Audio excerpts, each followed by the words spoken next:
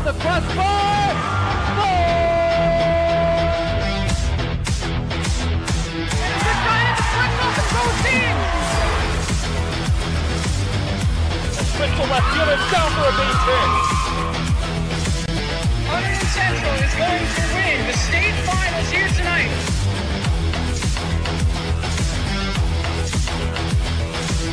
Mark it on the board. Touchdown, Red Devils. On the deflection. On the deflection. Hunterdon Central.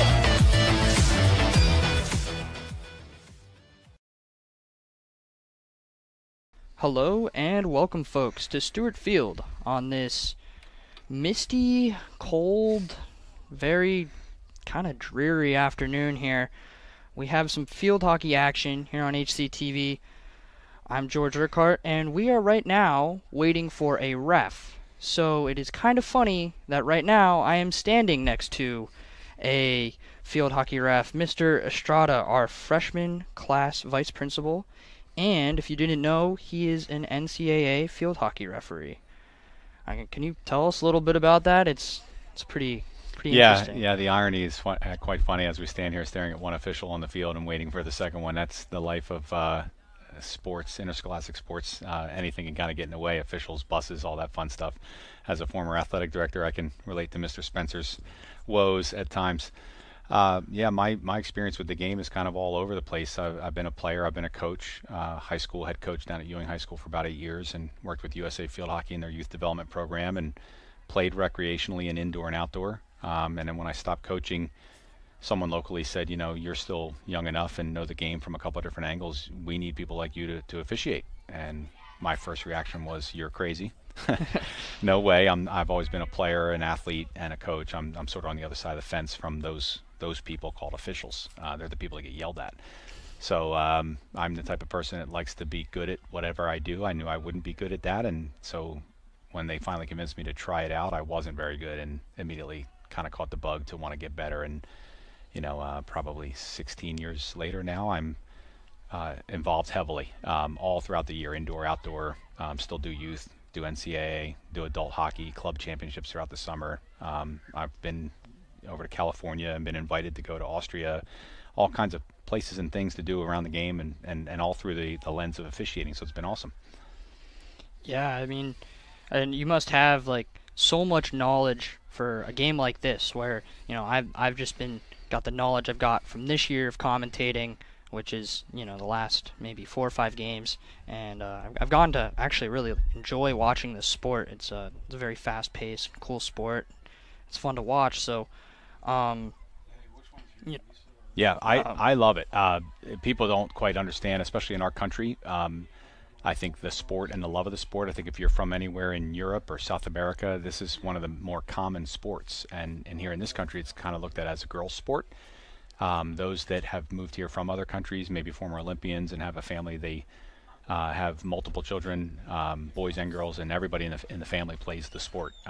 If you watch the Euro Hockey League and things like that, you'll see it's played by everybody at a more social level as well as competitive and Olympic level. But once you get involved with the sport, I think it's easy to fall in love with it and kind of catch the bug. I know I've drove my wife crazy for years because all I talk about is hockey. I have to remind myself when I come home to just be a dad and husband and leave the hockey to my personal time. I mean, I would talk about it all the time. I mean, I talk about it all the time when I get home. And, I've just been in this You're just learning, yeah. The last 2 months or so, maybe a month, just a month. It's been only a month since school started, which is kind of amazing. Feels like it's been a lot longer than that. We are still waiting on that referee. Hopefully the action will start soon here. But I'm sure you have games this weekend. Maybe tell us a little bit about the teams you're going to go and ref this weekend. Well, this is the first. It's funny. A couple weeks ago, I was watching your broadcast live on YouTube, watching us play. I believe it was Voorhees, where we went to overtime. I think we got a draw out of it, but we played really well, and the goalkeeper came up really huge late in the match. And I emailed Coach Sponzo and said, hey, I couldn't be there live to watch it, but it was an awesome game to watch. He played stellar in the overtime. So I was leaving a meeting today in the IMC and walked out, and I said, "Oh, they're playing. I got a little time. Maybe I can catch a first quarter." And here I am broadcasting with you. So I think I'm more nervous than you are. You're the pro. I'm the novice here today. I'm going to take your lead on how to actually broadcast a game. I've never done that, so it's the only part of the game with hockey that I haven't done.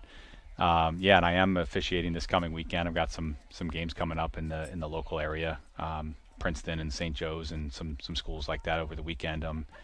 But I'm excited to be here and watch the high school team play because it's the first time I've seen them live, not on HCTV, playing in person, even if it is only for a quarter or so today.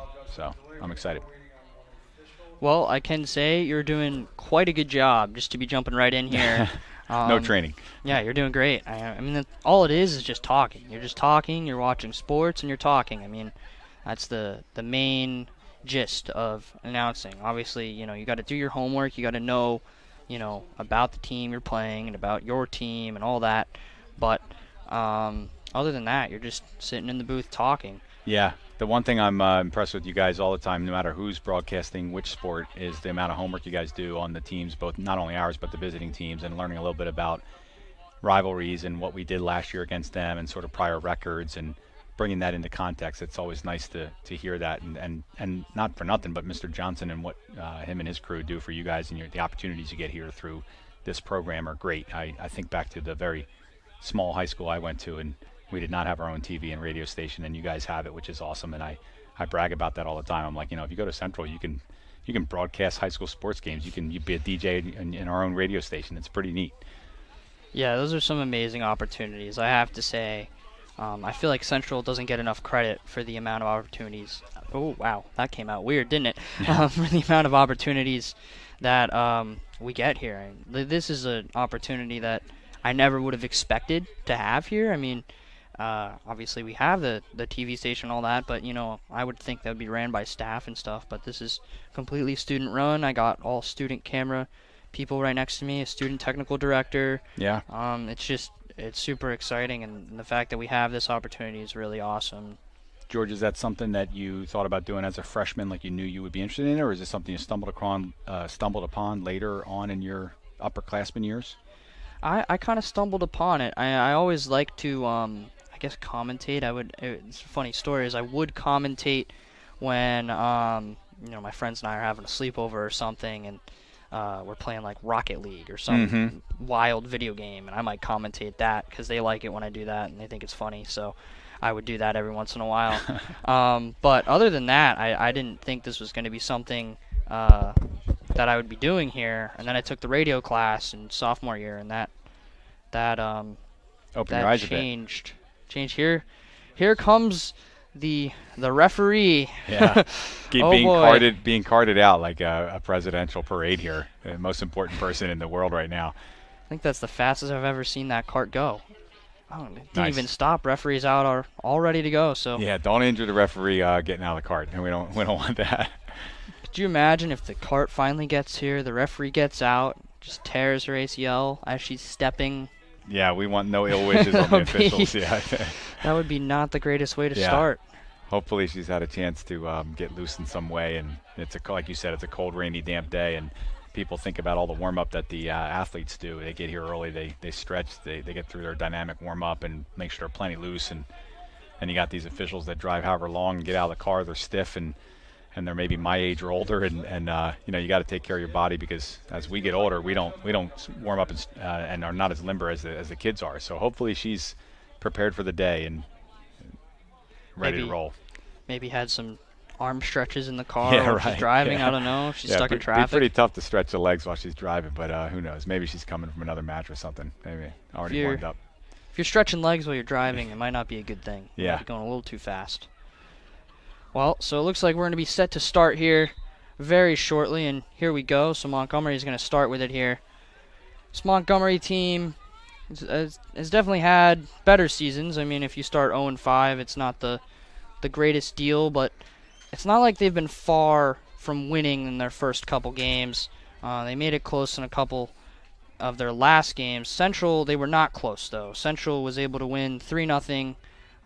That was, I believe, the second game of the season it was. It was on the road, and it was Central's first win because they had a draw versus Voorhees in their first home game. Yeah, and this kind of game can be a trap game for any level team, youth sports, high school or college, where you beat a team already earlier in the year and you beat them handily, 3-0, and then you might come into this match thinking this is going to be a walkthrough, and that's just not what usually happens. Usually you have to prepare well, and I'm sure they'll be motivated to come out and want to avenge that loss. So hopefully both teams are locked in and ready to give their best effort and not take it for granted today. Yeah, that's well said, because there's a lot of times where you see that even in pro sports where a team will basically act like a game like this is a walkthrough, just like you said, and they lose because of that. So hopefully Central doesn't think that way. I think they'll be more disciplined today. I want to say they'll be more disciplined today, but yeah, you never know with games like this, and so we'll see here. Looks like Montgomery is going to get a free pass from inside the 20-yard line, and these are big opportunities here already early in this game. And it seems like Montgomery has came out with a little bit more pace than Central to start out. And Central coming up. Oh, sorry, I don't mean to cut you off there. No, I was cutting you off. See, I told you I'm new and I'm nervous. So you go. I mean, when I'm up here with someone who's done it for all 4 years of high school, we still cut each other off. It's impossible not to. Everyone has something they got to say. So I was just going to say how, Central is still coming off that 4-0 loss, which I hadn't talked about yet, to Bridgewater on Saturday, which is tough. I mean, Bridgewater's a good team, but, any loss where you don't score and the opponent's able to put 4 or 5 goals in the back of the net, it's always really hard to come back. And remember, you are a good team. You've played well this season, and I'm sure they'll get themselves back together here. But it's just early in the game. There might be some residual nerves from that last game, and especially when you're expected to win a game, there's this pressure of like, well, we beat them already. We should beat them again. Why is this not super easy? So yeah, coaches spend a lot of time talking about that. It's more of a mental battle than it is a physical battle. If you're more skilled than a team or more talented than a team, and on paper you're supposed to win it, the mental preparation is tough, especially when teams want to avenge a loss and they feel like maybe they didn't play their best. I think it's harder to do that than it is to get up for a game where you're the underdog. So they've got their work cut out for them psychologically, and Montgomery's come out and put a little bit of pressure on early. They don't look intimidated at all or look fearful of that last loss. They came out to play clearly. Well, in Montgomery's case now, there's nothing to lose. You've dropped your first 5 games of the season. You're going to push no matter what, and so at this point, they're just going to go, the lever is all the way down for Montgomery here. They're going to try as hard as they possibly can. They just need to get that win. And sometimes, teams will start 0-5, start 0-7, and they'll just turn it around, maybe even make the playoffs by the end of the year. There are 20 games to play. I don't know about Montgomery. I don't know how many games they have to play, but Central's playing 20. As here we have a chance for Walker, but she's going to send it wide of, I believe this is Dijon in net for Montgomery. Yeah, they had a good opportunity there. I actually think the referee called a third-party obstruction right before the shot, so technically the shot didn't get off, but they had a good look. So good turnover here, and it looks like if they continue to do what they did last time with sharing the ball, they'll get another good look like that. And see, I've been in the booth, I don't know, first four games, first 3 games. I think I've commentated 3 games. I have no idea what the refs are calling. Yeah. I have to say, I mean, a lot of times I can see it go off a leg or it goes off the wrong side of the stick, but that third-party obstruction, I had no idea what, I didn't see that signaled, so I would have no idea. I would just think that was a shot that just didn't go. Yeah. So it's really nice to, have someone up here who really knows what they're talking about. So well, I'll tell you, the third-party obstruction is something you'll see. Oh, here we go. Here's Walker, leading scorer. Out of bounds. Yeah, it went out of bounds. So, yeah, the third-party obstruction it's not called too much, but you will see it called more in the on the surfaces like this where it's a field turf or grass and the ball moves a little slower than the AstroTurf, which is what they'll play on at the college level. Like the D1 programs will play on water-based AstroTurf, and the ball moves, almost glides across the turf. So it's more open game, more fast game, and you end up with more space between players. So that third-party obstruction happens when there's a lot of congestion where one teammate, let's say for example for Central, gets in the way of another Montgomery player, and the Montgomery player can't approach the ball because there's a third person in the way. So that's called third-party obstruction. You'll see the official kind of take her two palms and cross them over, and signal that. All right, so it's kind of like, running a pick past 5 yards off the line of scrimmage in Correct. football. Very similar. Yep. Yeah, picks, that would be a great way to put it. I know in lacrosse and basketball, picks are a main part of the game, and field hockey, they are exact opposite of what you're allowed to do in this game. Yeah, there's a lot of aspects of field hockey that, penalties where you're not allowed to do certain things that I think are just second nature, like playing with the backhand of the stick. That just seems so challenging, trying to corral something, playing, not being able to play with the backhand of the stick, not being able to play it off a foot. Here's Gebhardt with a shot. That one's steered away by Dejan, but here comes Rowinski. She's going to continue the attack here. Put it in the center for Gebhardt. That went high. Yep. So if you watch the official there, she had a player That'd be a dangerous lift, I think. Yep. She had a defensive player within playing distance of the ball, so she put it up into the body area, and so the official called danger. Basically, just you're playing the ball dangerously, and it can't be up near the torso of the body above the knee. And for the folks at home who maybe don't know, that ball is not light. If that hits you at a fast pace, that's going to hurt pretty bad. And if it hits you up high, Yeah. I think that's how a lot of injuries can happen in field hockey, along with whacking each other with sticks and running into each other. But the ball, if it hits you in the head from a long distance out going pretty fast, you probably get a concussion. Yeah, that's why you'll see a lot of the defensive teams when they run their defensive penalty corner unit, they'll put on the masks to help protect shots that are at goal, because they're kind of putting themselves between the ball and the goal, and they know they're at risk there, so they take safety into account. Here's Schnell trying to work it a little further into their territory. Here goes Rowinski. Rowinski's going to look for the center. It bounces around, and it's going to be central ball. So that was the exact same play where it just went off the defender's stick and up in the air between two players. So there was an element of danger there, and she's blowing that dead before somebody takes a whack at it, and then we have possible injury. So she makes the call. That happened to be inside the circle, so the result is a penalty corner instead of a free hit. Yep, this will be the first short corner of the game here for any of the teams. Walker, as always, will take it. There's a chance for Gebhardt. Gebhardt has scored 3 times this season. It's going to be knocked out. It'll be Central's again here, but won't be a penalty corner. Yeah, I thought she signaled central ball at first, but maybe she was pointing to the spot of the Yeah, foul, it and was she's turned that around to Montgomery. She might have called the central attacker for the swing and miss on the ball and maybe got too much stick. I think that must have been what it was, because that ball looked like it just went out off of a Montgomery player. But right. One of the hardest things I think as an official, especially when players are crowded, is the stick interference, which is a call that you'll see a lot when there's congestion. So, I think a common mistake from officials is to make that call because they hear noise. And at the higher levels, you'll hear stick noise all the time, and it's just noise. It doesn't impact the play. So one of the things in our sport is if it hits your foot, they can call it a foul, but they don't have to if it's not a disadvantage. Oh, Schnell with a nice move. The rebound. Oh, and 2 big stops there from Dejan. That rebound was tough, and she stayed with it. Well done by the goaltender for Montgomery. She has 52 saves over 5 games. She's been rather busy.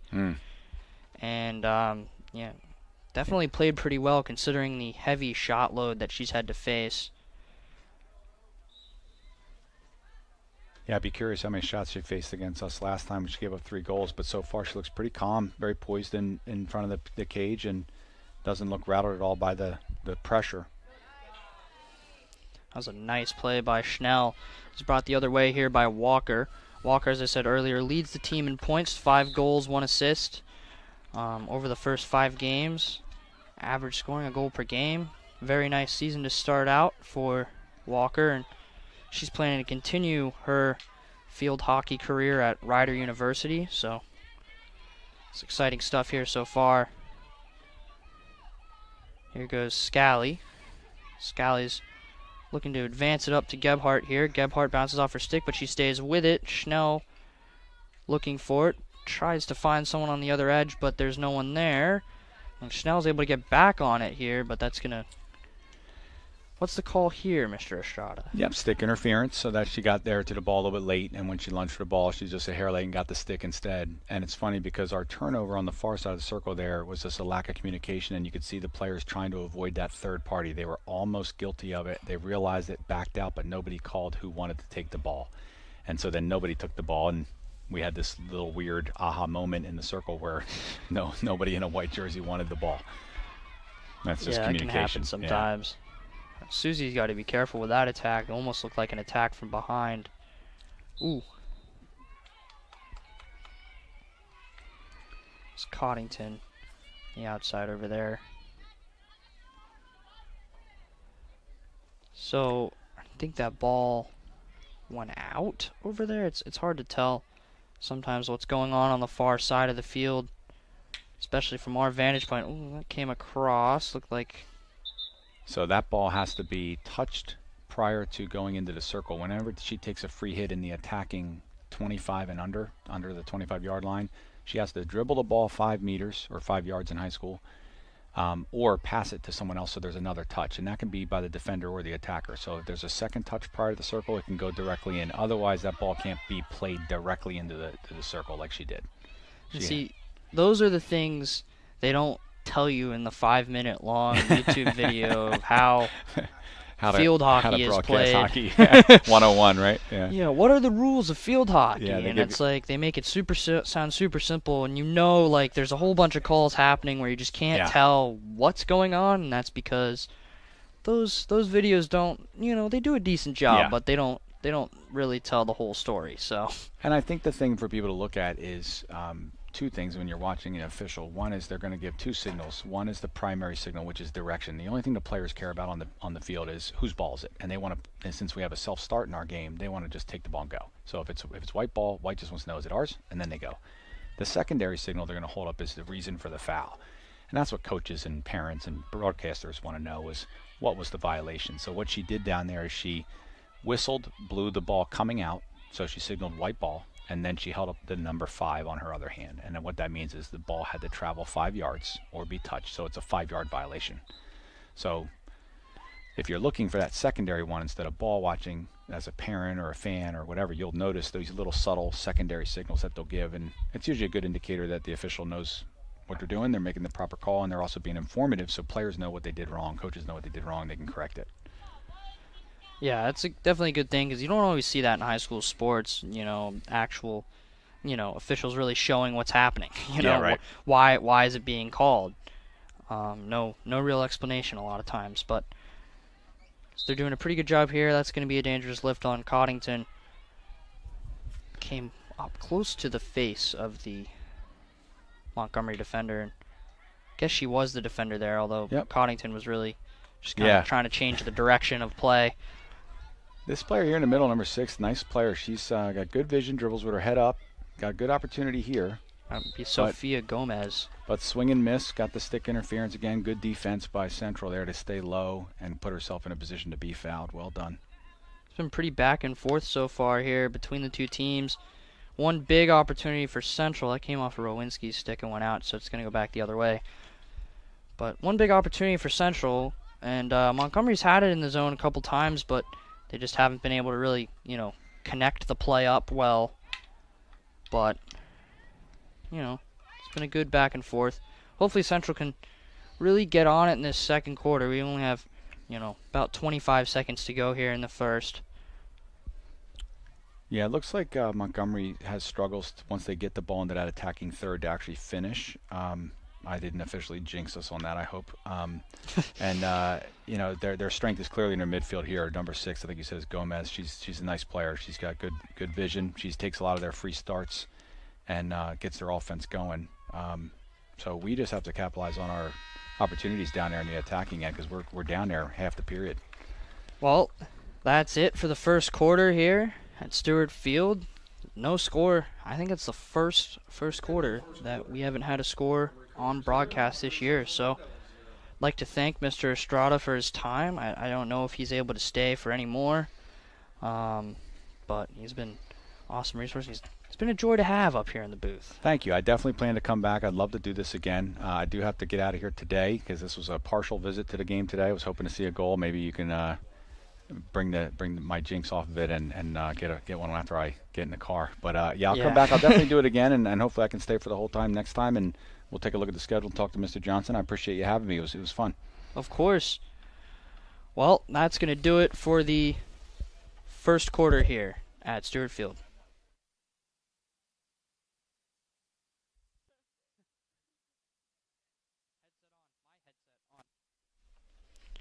All right, welcome back, folks, here to the second quarter of Central versus Montgomery. And we're going to have a commentator change. I feel like it's not that uncommon now with high school sports. Last week I filled in for Josh Chaco in the soccer broadcast, and here we have Mariah McEwen back on for the rest of this field hockey game. What did you see in that first quarter that maybe I didn't see? I mean, Kelly Weaver is now in the net for Hunterdon Central instead of our usual suspect, Danica Podniker.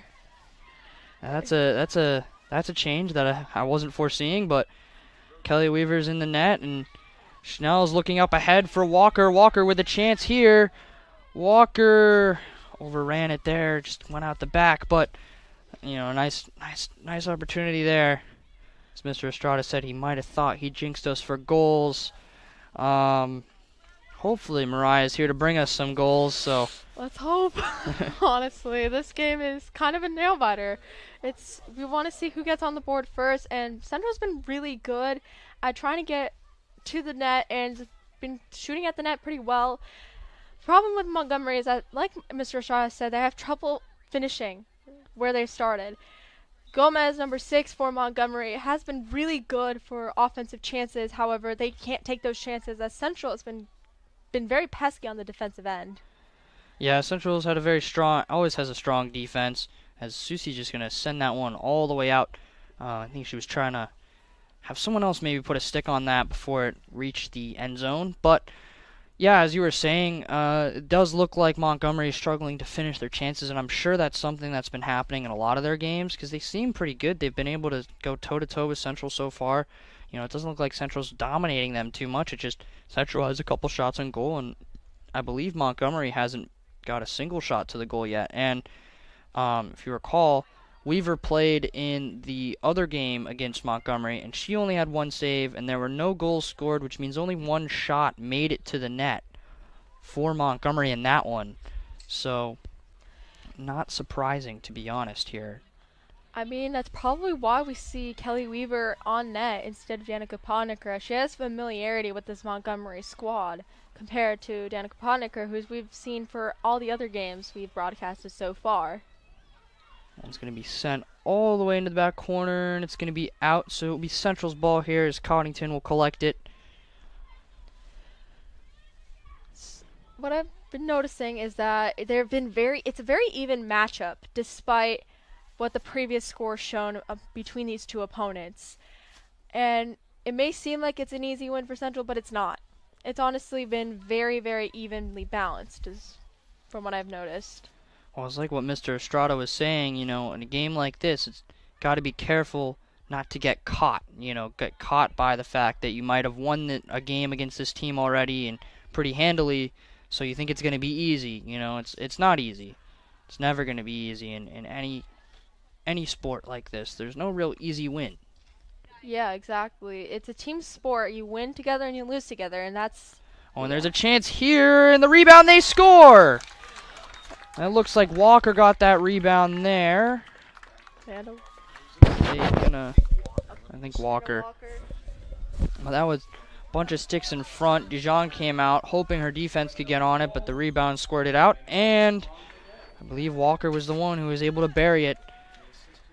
So, it is 1-0 here, and you did bring goals, Mariah, just like that. It's a 1-0 Central lead, 11:27 to go in the second, and it was a nice play. You knew it was coming. You're just watching the way Central was playing. They're getting down by the net quite a bit, and a lot of good passes, and just a couple shots that just weren't completely connecting, and there it was, finally connected right there.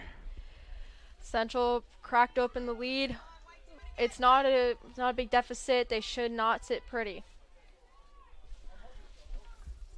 The scoreboard. So here goes Montgomery. Montgomery's going the other way with it, and Scally is going to bring it the other way here for Central. Back into the attacking zone. Number 6, Gomez, who's been pretty strong for Montgomery, is defending her. Scally, the last time we had a broadcast here, had a very strong game. She was on basically every single battle and scored a goal. Here's Rowinski. Rowinski tries a whack at it, but that didn't quite make it to the stick of Schnell. So it will be Montgomery ball here. The Montgomery Cougars are having not a great season so far. However, despite that, they've been really good with passing and cohesion as a team. Yeah, I don't think by any means Montgomery is a bad team. They're not. I mean, they've faced. I mean, first of all, they're facing some very strong squads here, and they look good in this game. It's not like they look like they're outmatched or anything like that. Yeah. They've came very close to scoring. It's just, again, it's little connections that they're not making here, and that's the difference between a good team and a great team, or a good team and a bad team at times. Oh, Gebhardt had a great chance right in front there to put it in. Oh, Rowinski fans on it, and that's taken back the other way here by Montgomery, as that's almost going out there, but the save kept in by Pizzuli. Thank you. It looks like a V, but it is a U, and that makes more sense than a V there in that situation. So yeah. Pizzuli had a nice play to keep it in there, and it actually ends up working out even better for Montgomery. And here they go down the stretch here. It's a 3-on-1 for Montgomery. Can they do what they need to do with it? That's a big stop by Weaver. I believe she got her foot out there to make the save. I believe the shot went wide. Shot went wide. It looked like it went off her foot, though. If only we had instant replay. Agree to disagree here. I think, well, if it went off her foot, it's going to be Montgomery ball, and it looks like it's going to be Montgomery ball. So that did go off her foot, as Montgomery's going to start with it here just outside of the 25. Big stop from Weaver. We've hardly seen Weaver this season, but when she's been in the net, she had a shutout versus Montgomery, although she did only face one shot. But you got to be good to make that save, and that was a big stop from Weaver there to start this one out. As of now, Kelly Weaver is still perfect with her save percentage. She is perfect. She is a 2 out of 2. What? 1.00? 1.000. Stats. So here is the first short corner for Montgomery, as Montgomery is getting some opportunities now. Again, haven't been able to finish them yet, but very good chance there. So we'll go out to the center as Gomez will try and take it. Scally's blocking everything there, and then Coddington's able to kick it out even further. Here goes Walker. Walker has Gebhardt. Gebhardt up ahead. Gebhardt with the Montgomery defender tracking back has Schnell. Gebhardt.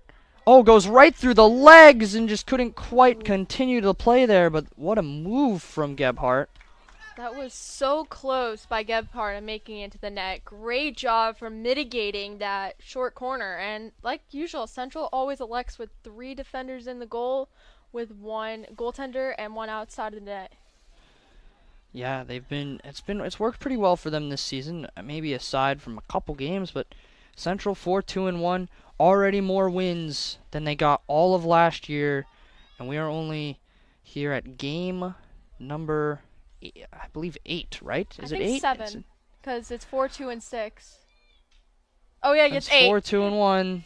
Oh, it's yeah. 8. Yeah, I mean, it's been a full day of school. Math is not no. Math is not mathing right now, but no, it's not. No. Might as well just not even talk about it. Here is, and she keeps it in again. There is Pizzuli has done it twice in a row now, where she's made a move and then it's just almost gone right out, but she's able to keep it right in off the line. Here goes Schnell. Schnell tried to rifle it through the defender, but that's not going to work. And Schnell gets back on it.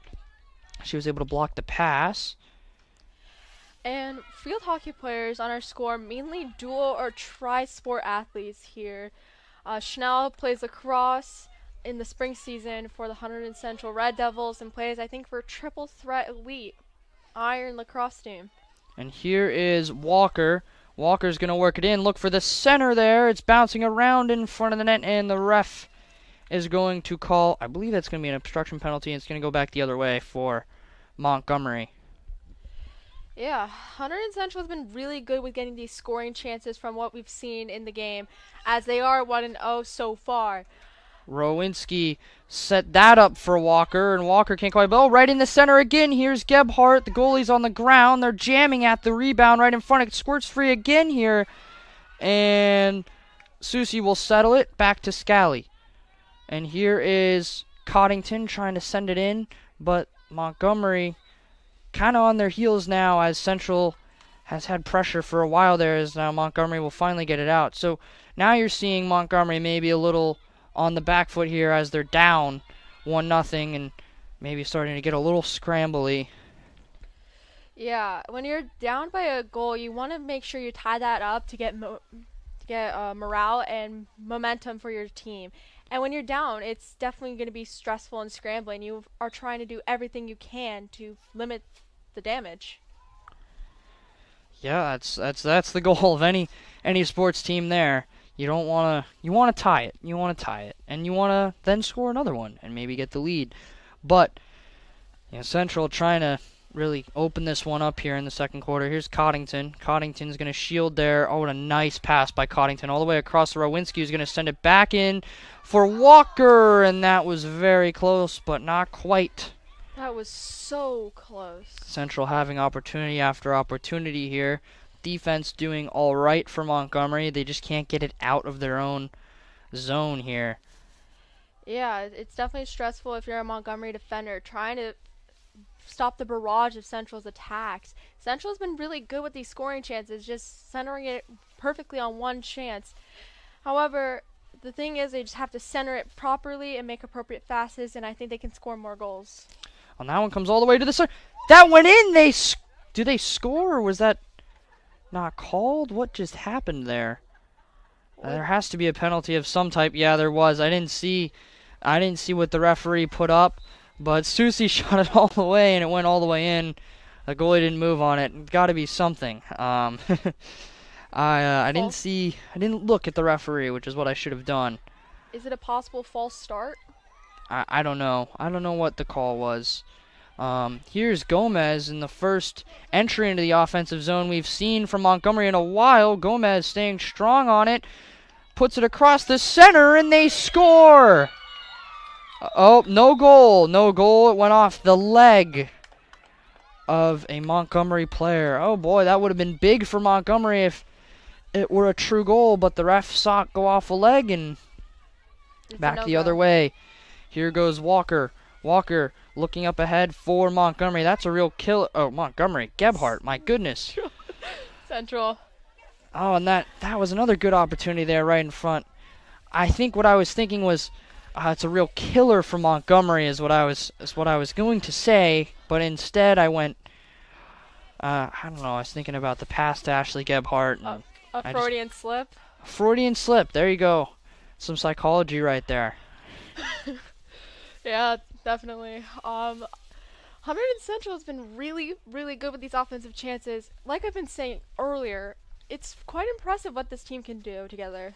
They've had chance after chance after chance. It's just putting it in the back of the net. Maybe one or two whacks off of it a couple times here. And Sponzo tries to play it there. And Central goes crazy with the barrages of whacks in the crease. I mean, the goaltender Dejan was literally on the ground trying to protect the ball. Dejan has been on the ground multiple times early on in this game. Here's Schnell. Schnell's going to put in the center for Gebhardt. Gebhardt, there's penalty coming up on Montgomery. I saw the stick whack into Gebhardt's foot, and that is probably what would cause such a thing. Could there be a possible It's a short corner? Penalty like that's definitely going to be a short corner. Almost a trip there, and I think if Gebhardt went to the ground, it would have been green card. But Nonetheless, it's going to be a short quarter opportunity for Central here. Sardines in a can, all defenders and goaltender in the net for Voorhees. Not Voorhees, Montgomery. Sorry. We all can do it sometimes. Here goes Gebhardt to Sponzo. Sponzo is going to take a whack at it, but it's blocked away in front. Sponzo will take another whack at it, trying to get it to Schnell.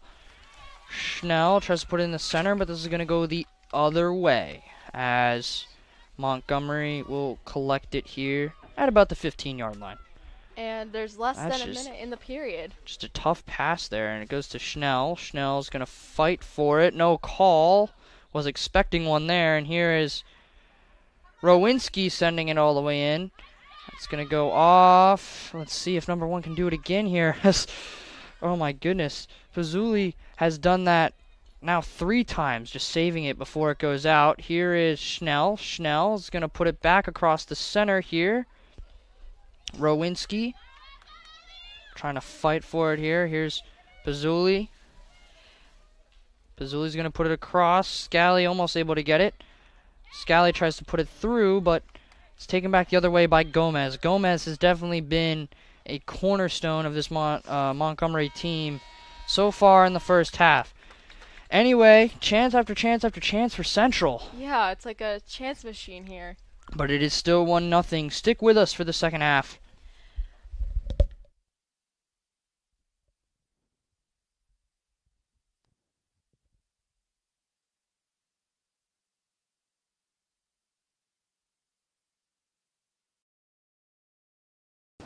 And joining us here at halftime of today's game, it's Red Devil senior Danny Podinker. Now, Danny, let's talk about the season so far. Off to a decent start for the Red Devils. We had a tough one last year, but what's been your take so far this season? I think we're doing way better than we did last season. I think we're using each other more effectively this season as a whole team. We're really working on trying to get the ball down the field, trying to use each other as passing options. We're trying to communicate way more on the field, just so we know where everything is and where everyone has to be placed. Danny, what do you learn from a long season like the Red Devils went through last year? Well, you pretty much learn that not everything is as perfect as you want it to go. You know, your plans do change. Like, we wanted to have a really good season last year, and unfortunately that didn't really work out for us in favor. But this year, we learned that, you know, we just have to fight hard. We have to fight to the finish. Danny, what's the chemistry of this year's team been like? Guys getting along real well? How's that going? Our team chemistry is phenomenal. Like, we all love each other.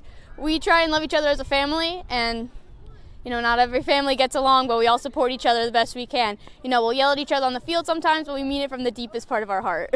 So chemistry is that kind of cliche we hear all the time, but how important is it to have good chemistry? It's super important. You would not believe the relationship that I especially have with a lot of my defense. As a goalie, I really need my defense to be with me and be on par with me. So the fact that we all get along and like help each other, like we all know our strengths, we all know our weaknesses, and we're all there to support each other no matter what the score turns out to be. And that was Red Devil senior Danny Podinker. Stay tuned for second half action.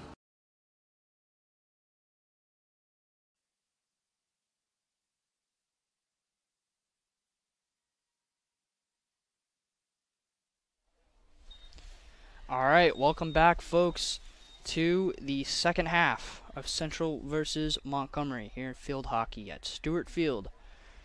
It is a 1-0 lead for Central to come out here. Looked good, looked very good in that first half. I mean, it was just like, I would say it might be countless scoring opportunities in the beginning. It was shot after shot after shot. Dijon stayed strong in the net for the most part outside of allowing 1 goal. Montgomery definitely looked like they were playing on the back foot a little bit. They did have some good opportunities. They scored a goal, but it was waved off. That would have been a game-tying goal. But Central, still with that 1-0 lead, looking to add more to it as we are set for the second half of play. Mariah, is there anything that I missed? Honestly, you hit the nail on the head, for sure. And Dijon has been on the ground quite a bit within the first half of the game, and now she's on the opposite side of the field on the left for viewers who aren't familiar with field hockey. Goaltenders switch their nets at each half of the game, and now Kelly Weaver is on the scoreboard side of the field. Yep, everyone's going a different direction now. Here's Gebhardt with that. Her pocket got picked right there, but Central's going to take it here with Rowinski to Sponzo. Sponzo going to try and move this forward, but she had 2 defenders on her, and Montgomery did well there. Montgomery really, I think they got to get something going early if they want to really get back in this game, and if you're Central, you want to just keep on it. I mean, you want to capitalize. The formula's working pretty well. You want to capitalize when they're down. That's the main goal for Central. And oh, they almost did there. Almost there. Just hit the Montgomery player in the back. That went off of Dijon's pad. Really? Yeah, it looked like it went off of her right pad there as it came all the way in. The rebound came out pretty far. It was a juicy rebound. Definitely a chance there for Central to knock it in off the rebound. And that's the biggest challenge to stop, is if it comes off a rebound, there's really not much the goaltender can do if it's quick. I forgot to mention we had a bit of a roster struggle earlier on in the workday here. Oh yeah, good old NJ.com again. We haven't talked about him today yet, but they get most of the heat every single game, and this game is unlike any other. And we give NJ.com a problem, but honestly, it's the coaches. The coaches need to put the information in, and they didn't with Montgomery. We got 6 players, 1 with a number, and I think the coach came in, started to put the stuff in, and they went, is it really that important? The answer is not really. I mean, we have a roster now. The coach was kind enough to provide us with that, and that's very helpful. We got to shout out Coach Sponzo. Yep, Coach Sponzo, our coach, of course, was able to provide us the Montgomery roster. That was very helpful. It's been helpful, because we would not have known who number 6 is. And Gomez, number 6 for Montgomery, has been, the driving force of Montgomery is basically the entire offense, and even a lot of the defensive play. As a short corner here for Central.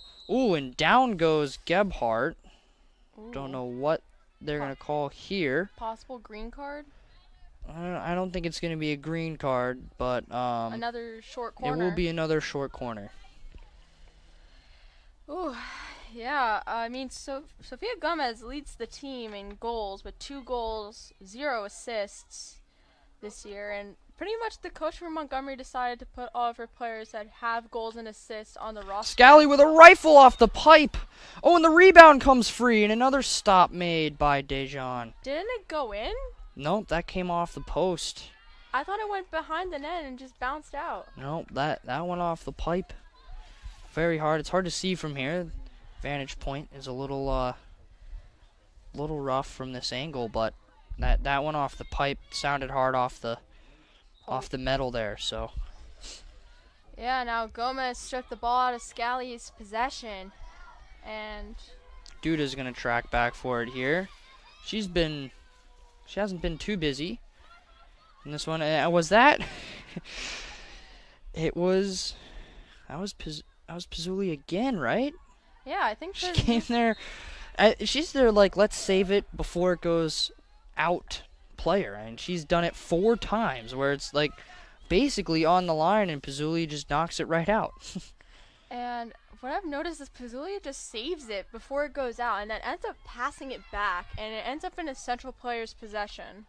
Yeah, I mean, it's not good. It's hard to tell whether it's a good thing or not. I mean, it's amazing that she's able to get to it and maybe try and continue play, but sometimes it's definitely not the greatest decision when especially when she ends up passing it, maybe it ends up in a better spot for Central than it would have originally. But in that case, I think it would have been a good decision for Pizzuli there. Here's Scally. Scally had one that just went off the post. And that is Another short corner. Yep. They're coming back inside the net. Call after call for short corners there. I mean, it's just all the fouls right in front of the net there. It's, you trip them, you're going to hit the ball off the knee here and there, and it's going to be called every single time, and Central's going to get it here with another big opportunity to strengthen their lead. Here's Rowinski over to Gebhardt. Gebhardt had a whack at it. Back in front. What are they going to call here? And it's another short corner here for Central. I've noticed that we haven't seen Kaylin Redmond on the field today. We have different usual suspects this game. We don't see Rowinski as often, and now she's in. That is surprising. Kaylin Redmond's been very important in the last couple games. Able to make big plays, but not seeing her today. Don't know if she's injured. Haven't heard anything. Another on that front. Short corner. Another short corner. That's a lot in a row there.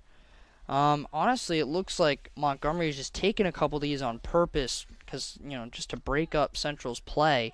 It's actually not a bad idea. Having to reset is always kind of a challenge, especially when you have some momentum. Coddington's going to try and chase this one down here. It's not Pazzulli this time trying to keep it in. Oh, that's going to go off. That is Ella Garnson trying to keep it in for Montgomery. Goes off a foot in front. Montgomery will finally be able to clear this out, but not for long as Sponzo is able to get on it. Sponzo will regain possession here, and Sponzo's going to come quick on it, look to put it in the center. That doesn't go too well, and it will be Montgomery ball. This has been a crazy amount of short corners. I have never seen like 5 or 6 short corners in a row in a quarter of play. I mean, 2 or 3s, not that uncommon, but there was at least 4 there, maybe 5 even. I felt 5 or 6. It's crazy. Ooh, that was dangerous there, and the dangerous lift is going to be called, but it also, if that connected to Walker, that's a sure goal right there. No way the goalie can get across that fast. Yeah, that would have been dangerous for Montgomery, especially with Hunterdon Central's ability to score. I mean, they've scored 6-1 games against other teams. Yeah. Very dangerous. Definitely, you do not want to have Central score often in this game. You want to keep them at least to this 1 goal. You want to keep them to the 1 goal lead, so it wouldn't be a bad loss to have. I mean, they're a strong offense, so keeping that offense at bay will definitely give you more of a chance. But they also have good defense, as was put on full display. They were able to beat Voorhees 1-0, team that they had a draw to in our opening night. But yeah, it's been pretty back and forth. But I feel like Central's been more dominant in this one, so their defense hasn't had to do too much. I feel like we haven't called Adriana Duda's name all that much. So, and down goes Gomez. I don't know why exactly. And I do have to say, Gomez is one of 2. I believe they're sisters. Number 13 is Maddie Gomez, and number 6 is Sophia Gomez. They could possibly just be 2 girls with the same last name. That is true, but they do seem to look alike from up here, although I don't think number 13 is on the field right now for Montgomery. At least I haven't seen her for a bit. That one is going to go out the back here. It's going to be Central's ball, so Susie's going to go collect it for Coddington. Yeah, like you said earlier, Central's been pretty dominant this whole game. Scally, Walker, Susie, they've all been on the ball like crazy for Hunterdon Central. So I've been pretty proud of our Red Devil team. Yeah, they've looked pretty good. As a great pass from Coddington all the way up to Gebhardt. Gebhardt finds Walker. Walker is able to almost beat the Montgomery player she was on, and that was passed into the center as Gebhardt's going to try and save it, but it's going to go out. And Montgomery will recollect it here, or is it going to be Central ball? It's Central. It went Sometimes it's unclear. I guess that went off of Montgomery's Yeah, stick. It did. I did. I guess I had a mental lapse there. And here goes Coddington putting it in for Walker. Another short corner is called, apparently. Yep, that's another one. So what are we on? 7 now for the quarter. It looked like a game with not many short corners to start off. I think we only had one for each team in the first 2 quarters. Maybe another one for Central, but I think Montgomery's maybe had 1 or 2 in this whole game, and now Central's. This is probably 8 or 9 for Central, or 7 or 8. I wouldn't say 8 or 9. I think probably 7 or 8 is the correct number. I mean, I feel like this is the 6th short corner. Sponzo puts it in the center. Ooh, dangerous there, but Dijon able to keep it out, as you were saying. I think it was maybe like the 8th short corner for Hunterdon Central tonight. It just feels right that way. Yeah, they've had opportunity after opportunity. Here's another one in the zone. Oh, almost redirected So close. by Walker there. That would be her 2nd of the night, as we believe she was the one who scored the first goal off that rebound. Sometimes it is very hard to tell, especially when goals happen, because they usually go off a bunch of sticks in front.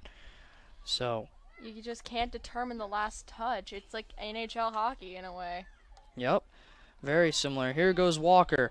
Oh, Walker with a beautiful move, and then a shot, and she scores! Unbelievable! Sensational play from Amanda Walker. Wow. And Walker looks maybe a little shook up, I can't tell. Are they not calling it a goal? Oh, and they're not going to call it a goal. Unbelievable. That's just crushing, but Walker had a remarkable move there, and that would have been something else if that was I think it was actually a goal. I think it happened to like Scally's goal too. Yeah, both of them. It went in the corner of the net, but then the ref didn't call it. I just got so excited because that was such a great play, but nope. Yeah, you just can't get too excited with the refs. That's for sure. The refs just crush all the excitements. Crush all the excitement. And now another short corner will be taken by Amanda Walker.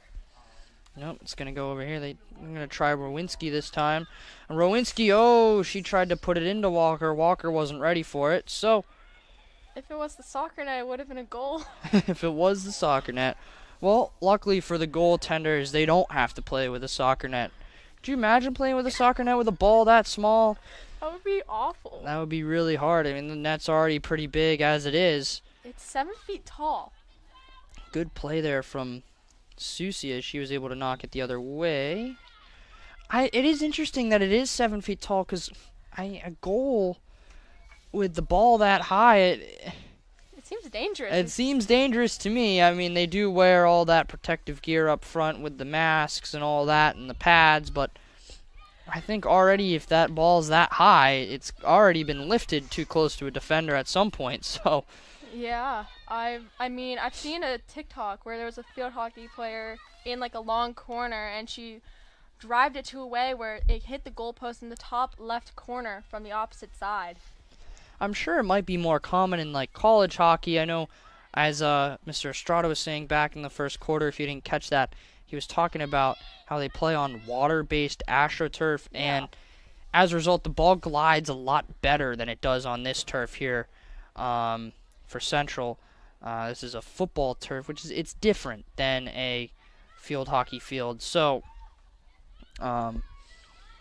it glides a little differently. So maybe the ball might be able to get pushed a little higher. Here's some offensive opportunity for Montgomery, and It's a short corner. Central's walking towards the net, and it will be a short corner here. So, here you go. Here's with 52 seconds left in this third quarter. Montgomery's going to get their biggest opportunity, I think, this entire quarter. I mean, it's basically spent the entire quarter on Central's side of the 50. So, Yeah, a lot of camera work for Michaela this time around. here is a shot. No, Weaver's way out of the net, and that's in. They score. That was in? That was in. It went up high. Just as we were talking about how, oh, we don't see it go up high all that much. That one's in the top of the net. And, oh, man, Kelly Weaver was just pretty far out. I was amazed. I was like, oh, where's Weaver at? She's all the way out of the net there. And that just sneaks behind her. And it is a tie game here as we have 28 seconds.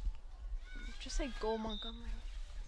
And it is a 1-1 game. That bounced off. Montgomery Cougars score 1-1. Bounced off multiple people in front, so I was not able to tell who got that one, but yeah. Gomez was right in the middle of it, and we can just assume it's Gomez, that she's the scoring leader. Well, we cannot assume, but it was a goal, and Central, I mean, we got a situation here. It's 1-1.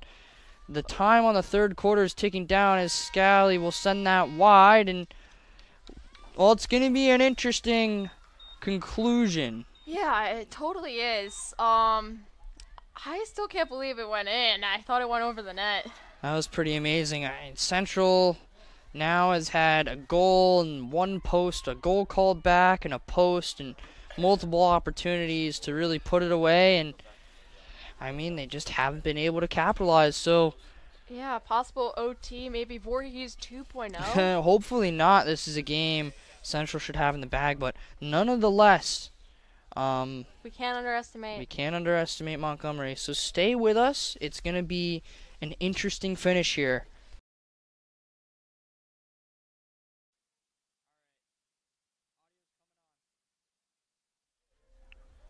All right, welcome back to the fourth quarter here.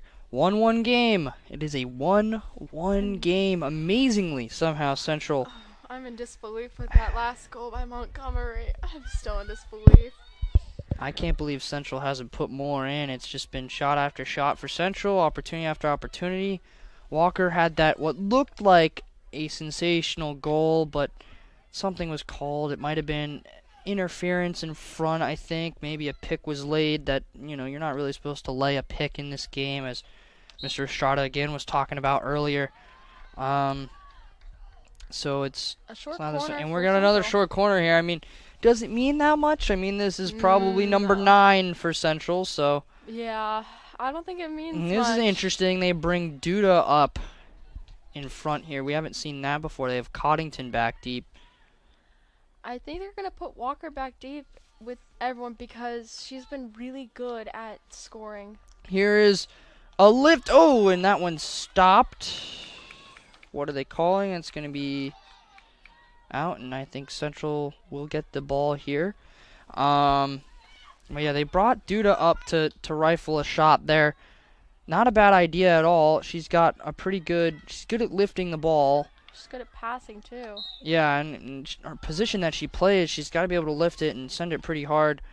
Another short corner again for Hunterdon Central. Over and over and over again here. I think they're going with Walker again. They go with Walker every time when she's out. She's probably the most accurate passer. Be up front. That's also the position she plays. Here's Gebhardt. Gebhardt finds Sponzo. Sponzo looked back for Gebhardt. Here's Walker with a shot. The rebound's right in front of the net. It's in between the pads of Dijon. It comes out right in front. Shot after shot after shot. Here goes Susie with another shot. Dijon with another save. And here's Coddington. Coddington keeps it in there. Jamming at it here is Rowinski. Rowinski, and it's played back, and it's going to be Montgomery ball. Unbelievable again. Another opportunity. I mean, we probably saw 6 or 7 shots there. Dijon had it in between her pads for a while there. Oh, and here goes Montgomery the other way as she overruns the ball, but this is going to be sent back the other way. What's the call here? Central ball. Here is DePaulo. DePaulo on the field for... No, that is not DePaulo. I'm losing it right now. That was Geoffrey. Geoffrey back on the field. So some personnel changes always kind of sneak up on me. Not watching that back end, so... I mean, in field hockey, there's unlimited substitution, so you don't even know if they change until you just notice it out of nowhere. Yeah, that's true. I think Yarrow's out there as well for Central, Kira Yarrow. Yeah, The number 25 is her? 22. 22. Looking for Gebhardt there, and it's gonna slide out there, and Central collected here. Rowinski looking for Scally. And Gomez, not Gomez, Number 3. It's an interesting name, and Antitotum. Antitotum.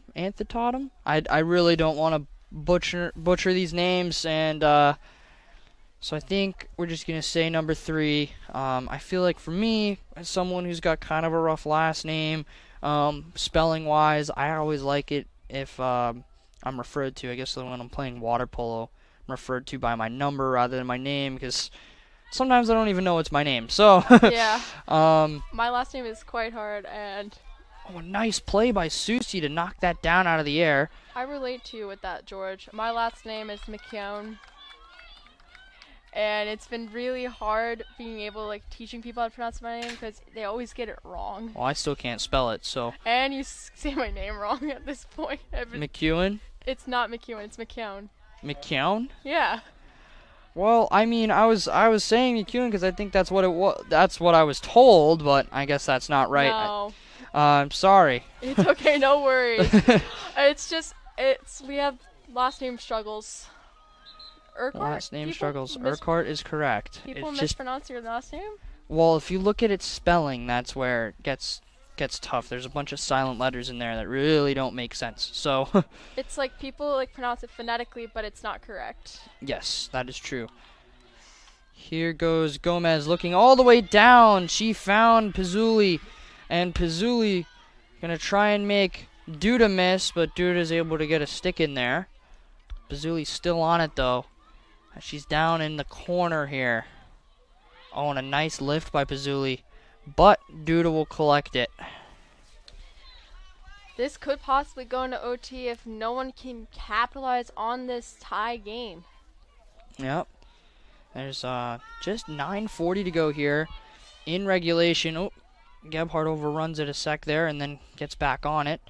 Here's Gebhardt working it down into inside the 10-yard line. She looked to put it across. An arm tap by the ref. Arm tap by the ref means it is going to be Central's ball here. Rowinski's going to take it here. And the Montgomery player was on it a little too fast. Yeah, it's a crazy game. It's a nail biter for sure, and it just shows you can't get trapped in that mentality with an easy game to win, as Mr. Estrada said earlier. Did they just send a green card here on the Montgomery player? He's gone to the scorer's table. No substitution. Is that Pizzuli? No, it's not Pizzuli. No, it's is number 4 not on the roster? I can't see the number from here. It's very far. Well, what the? This is interesting. Well, we got an official coach's roster. You would think all of the numbers would be on it, but number 4. Oh no, she is there. It's just not in order. It's in last name order, I think. Yep, Emma Scrudato. I don't think it's in last name order at all. No, I think it has to do with the lines that they play on. Anyway, it looks like it is a man advantage here for Central, as Edo's going to get in here. It's her first playing time we've seen from her to start out. Yeah. And looks like they've pulled a whole bunch of players here. It's going to be a short corner. This is it's like almost a baker's dozen. Yeah, Rowinski's going to take it, and because Walker is no longer on the field for Central here. Who is different personnel group. We have... Who do you think is in place for Walker? Oh, Rowinski is probably going to play up. Or Edo. Edo is in there to play up for that position there. Here is Geoffrey. Geoffrey got swarmed, but staying with it. Instead now is Montgomery. No, it's going to be... Oh, here goes Gomez. They can score down a man, and Gomez, able to get by Capone. Look at Gomez go. Sophia Gomez still with it. First time we're seeing Capone in this game, I think. Now, Capone's been out there, just hasn't made a lot of plays. here is Montgomery. Montgomery having some offense. The man down. And it's going to be a short corner. Central's got to be careful here. I mean, Montgomery's getting a chance here to really to take the lead in a game that doesn't really look like scoring's all that open. So it might be just a revenge season going on in Montgomery's head. They want that revenge from that 3-0 loss. I mean, they've got a lot of people on that list to get revenge from. A lot of teams. Yeah, Pingree being one of them, and we lost to Pingree. So we both had that same idea of we wanting revenge on Pingree. I think everyone's going to want some revenge on Pingree, that team that recruits their players. And, you know, it's just with public school, you work with what you got. With private school, you can recruit, and, you know, they get scholarships. So yeah, I think Pingree will always have a chip on their shoulder, or not a chip on their shoulder. That's not what they would have. They have a target on their back, I should say. Yeah. Here they go with Gebhardt and Yarrow Edo. It's going to be Central ball here. It's a short corner again. All the defenders are heading to the net and applying their gear. Yep, and here goes Rowinski to take it.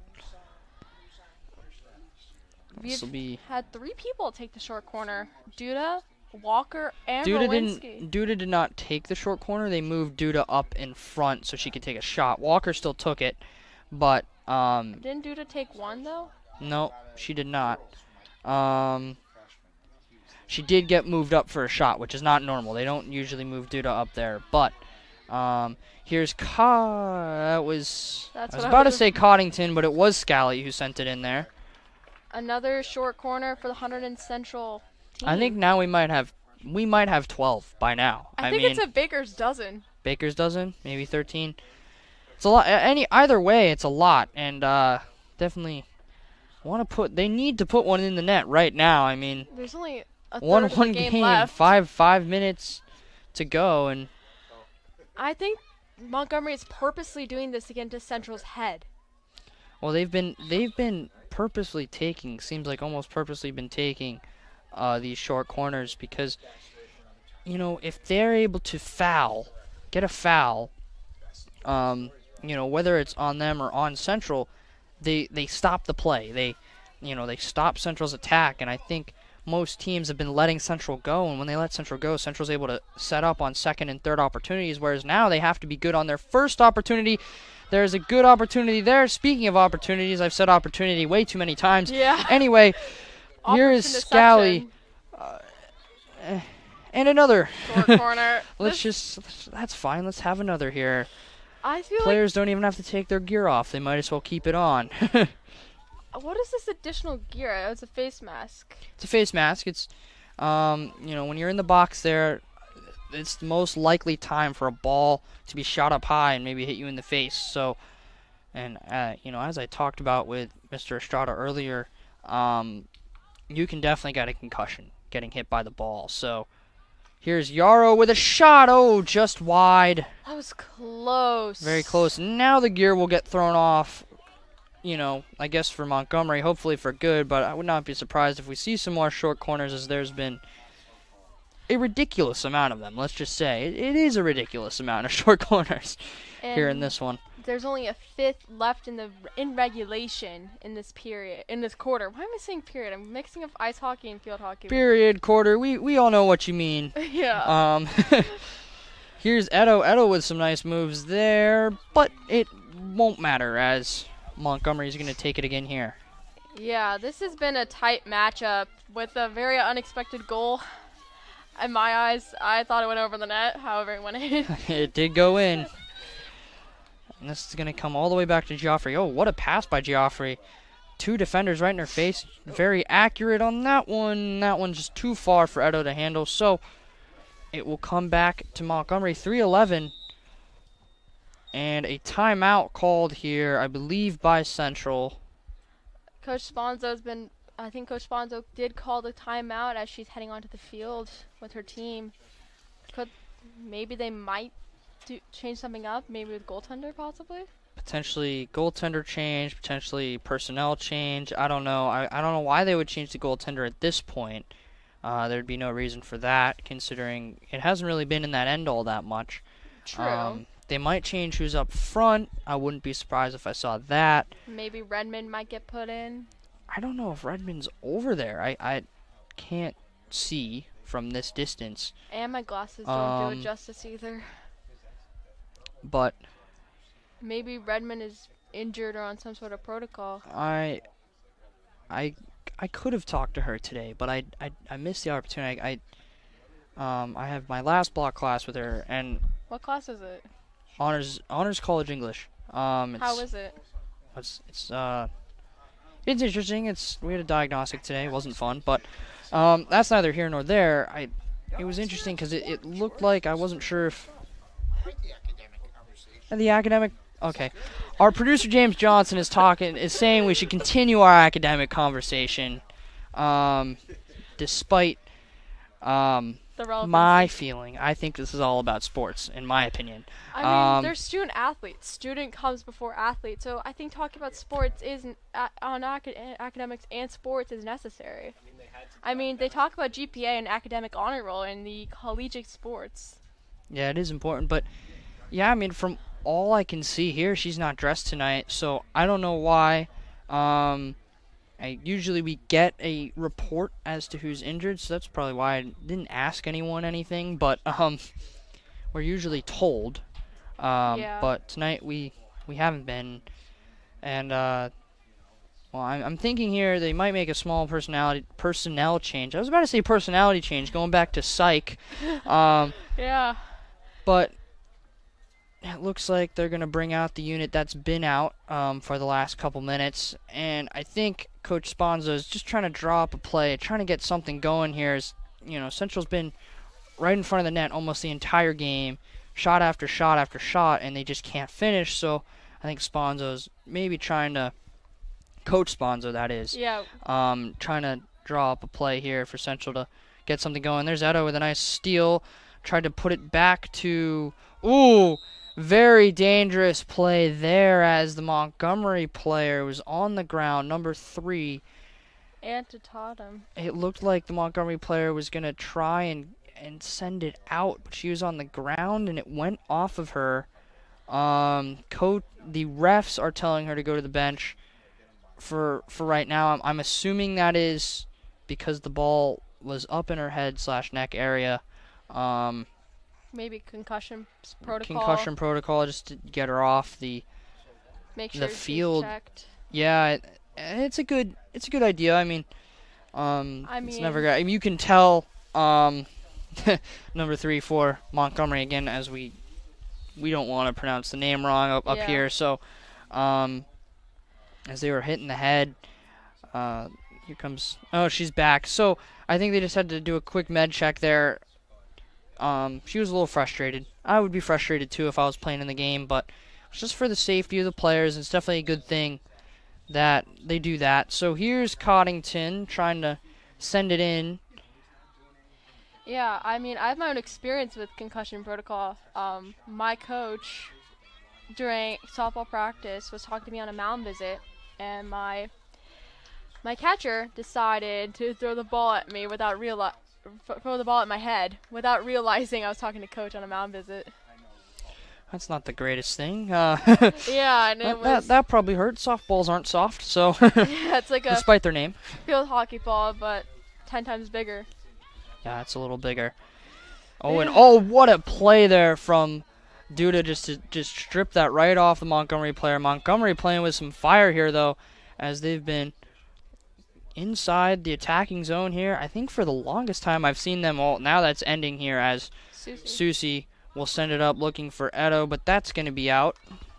Whenever Susie's last name is said, I always think of Carson Susie, the NHL player.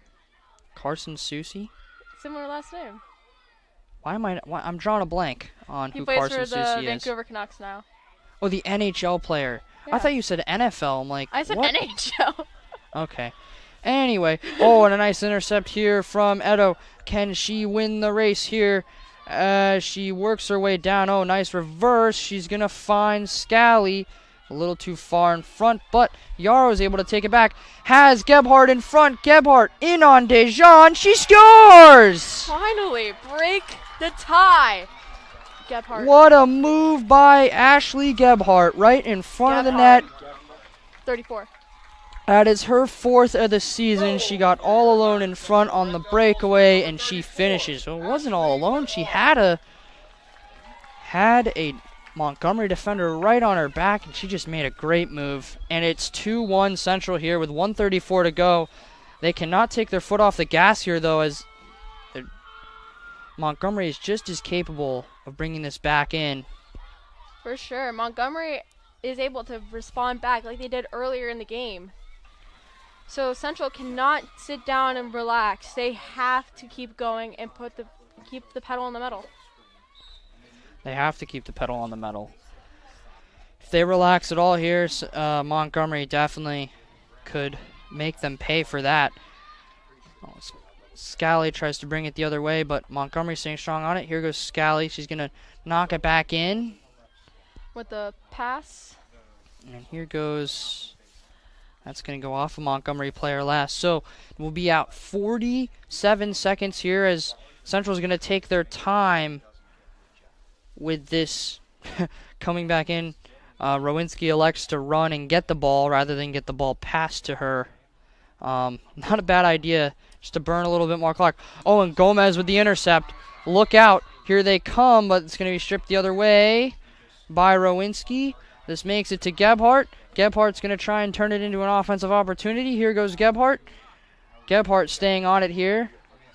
Looking for Yarrow. A nice pass, but Gebhardt back on it. Gebhardt finds Yarrow. This one goes off a bunch of people in front. And is it going to be another short corner? Yes, it is. Short corner Central. And that's it. So Central with the late goal by Ashley Gebhardt will win the game.